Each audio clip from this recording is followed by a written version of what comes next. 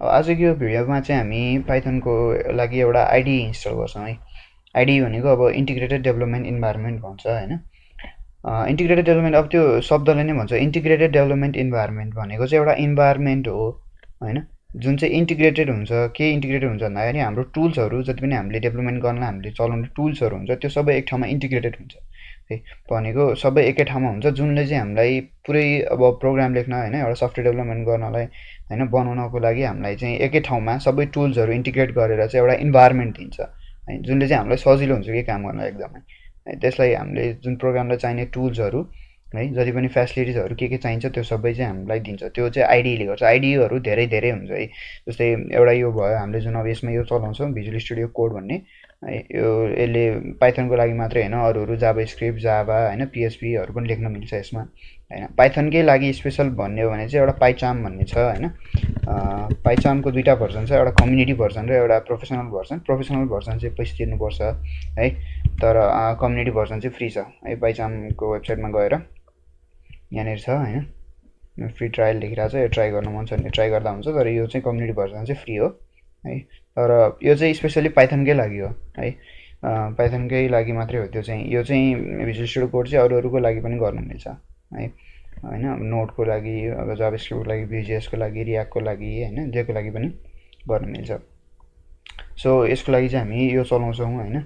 So जानुहोस् वेबसाइटमा code.visualstudio.com अथवा सिम्पल गुगलमा गएर भिजुअल स्टुडियो कोड सर्च गर्नुहोस्, आइहाल्छ होइन। अनि डाउनलोड गर्नलाई विन्डोजको लागि यही हो होइन, बाहिर छँदैछ। र यहाँ चाहिँ अरूहरूको लागि, लिनक्सको लागि, म्याकको लागि होइन, विन्डोजको लागि पनि यहाँ पनि छ है। यहीँ डाउनलोड गर्दा हुन्छ र डाउनलोड गरेर इन्स्टल गर्नु खासै केही छैन। नेक्स्ट नेक्स्ट नेक्स्ट गरेर इन्स्टल भइहाल्छ, केही स्पेसल स्टेप्सहरू छैन है। र डाउनलोड गरिसकेपछि चाहिँ त्यहाँनिर एउटा कुरा के मिलाउनुपर्छ भने, यहाँनिर हामीले अब मैले भने भिजुअल स्टुडियो कोडमा अरू कामहरू पनि गर्नु मिल्छ, जाभास्क्रिप्टको होइन, पिएचपीको। अनि त्यो के हुन्छ भने त्यो आफ्नो आफ्नो जुन ल्याङ्ग्वेजको लागि चाहिने एक्सटेन्सनहरू हुन्छ। एक्सटेन्सन भनेको टुल्सहरू हुन्छ है।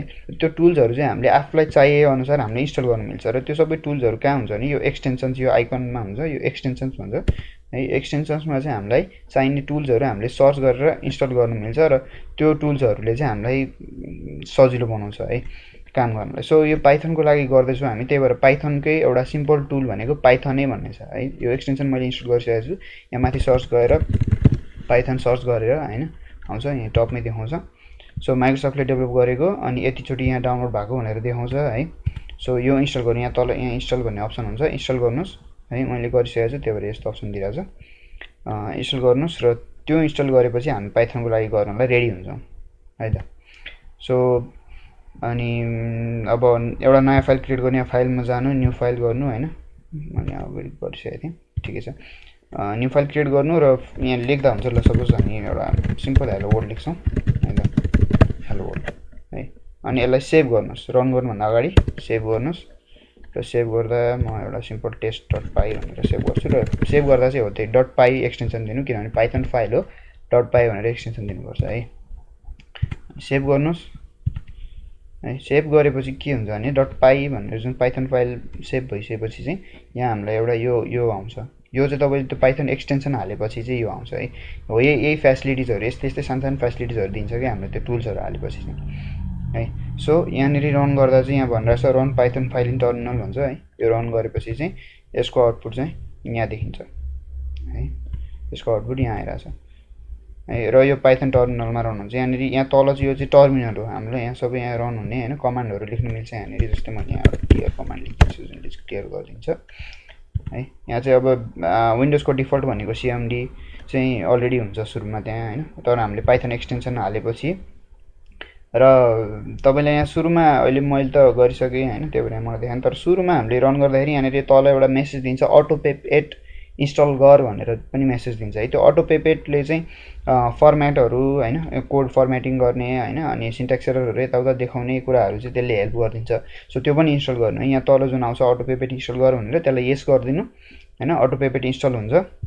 र अटोपेपेट इन्स्टल भएपछि र हामीले त्यो पाइथन एक्सटेन्सन इन्स्टल गरिसकेपछि यहाँ तल यो टर्मिनल पनि पाइथनमा चेन्ज हुन्छ होइन। र यहाँ हामीले यो अप्सन पनि आउँछ, अनि हामीलाई यहाँ अब पाइथनको कोडहरू लेख्न चाहिँ सजिलो हुन्छ है। त्यति हो, खासै केही गाह्रो छैन।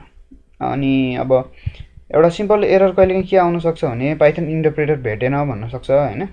इन्टरप्रेटर भेटेन भनेको अब अथवा 2-3टा छ भने कुन इन्टरप्रेटर युज गर्ने भन्न सक्छ। त्यसको लागि चाहिँ हामीले यहाँ भ्यूमा गएर कमान्ड प्यालेटमा गएर होइन यहाँनिर हामीले सर्च गर्नु मिल्छ। यसरी यहाँ पाइथन इन्टरप्रेटर लेखेर गर्नुभयो भने यहाँनिर यसरी यो देखाउँछ है। अहिले चाहिँ यो युज भइरहेछ, तर अब 2-3टा इन्टरप्रेटर छ भने चाहिँ यहाँनिर कुन सेलेक्ट गर्ने भनेर यहाँ अप्सन दिन्छ। मेरो यो एउटा मात्रै छ, त्यही भएर यो एउटा मात्रै देखाइरहेछ होइन।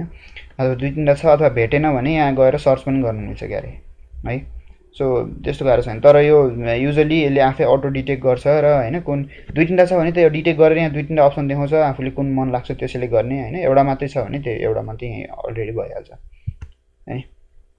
सो त्यो छैन। अरू अब यसमा कहिलेकाहीँ हामीले सेटिङ्स चलाउनु पर्छ। सेटिङ्स चलाउनु पऱ्यो भने यहाँनिर फाइलमा जानुहोस्, यहाँ प्रेफरेन्सेसमा सेटिङ्स भन्ने छ यहाँ अप्सन है। यो सेटिङ्समा गएर हामीले यहाँनिर यहाँ के अब यो जति पनि यहाँ छ टेक्स्ट एडिटर होइन, विन्डो, वर्क बेन्च, यो सबै उयोहरू गर्नु मिल्छ। जस्तै मैले यहाँनिर यो फन्ट साइज बढाएको छु अलिकति राम्रोसित देख्नलाई होइन। यो फन्ट साइज बढाउन पनि यही सेटिङ्सबाट यहाँ टेक्स्ट एडिटरमा गएर मैले यहाँबाट बढाएको हो फन्ट साइज पनि है। सेटिङ्सहरू चलाउनु पऱ्यो भने यहाँबाट मिल्छ है। त्यो बाहेक अहिले अब सुरुमा खासै अरू धेरै कुरा अहिले जान्नु पर्दैन, अब बिस्तारै बिस्तारै बिस्तारै जानिन्छ है। त अहिलेलाई चाहिँ त्यति भए पुग्छ है। ल खास केही पनि छैन, जस्ट डाउनलोड गर्नुहोस्, इन्स्टल गर्नुहोस्, यो एक्सटेन्सन इन्स्टल गर्नुहोस् होइन। अनि फाइलमा गएर न्यू फाइल क्रिएट गरेर सेभ गर्नुहोस् होइन। अटो पेपेट यहाँ मेसेज आउँछ, अटो पेपेट इन्स्टल गर्नुहोस् होइन। यो आइकन आउँछ, यहाँ पाइथन टर्मिनल आउँछ है। खासै केही पनि छैन है। अनि हामी रेडी हुन्छौँ काम गर्नलाई है त। ल अब नेक्स्ट भिडियोदेखि चाहिँ हामी यसैमा काम गर्न थाल्छौँ। यसमा चाहिँ यति नै।